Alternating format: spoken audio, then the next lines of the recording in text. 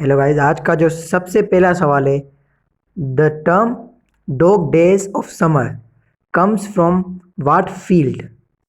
तो physics, astronomy, botany या linguistics? इसका करेक्ट आंसर है astronomy.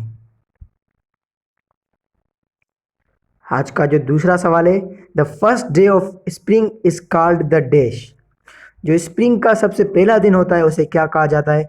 Solstice, sphinx, vernal equinox या स्प्रिंग्स? इसका करेक्ट आंसर है विलन इक्विनोक्स। आज का तीसरा सवाल है, the first spring flowers are typically dandelions, lilies, lilacs or all? इसका करेक्ट आंसर है ऑल।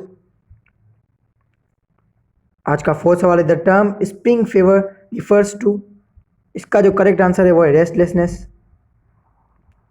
आज का पांचवा लास्ट सवाल है, in the southern hemisphere spring time last from January to March, July to September, August to November?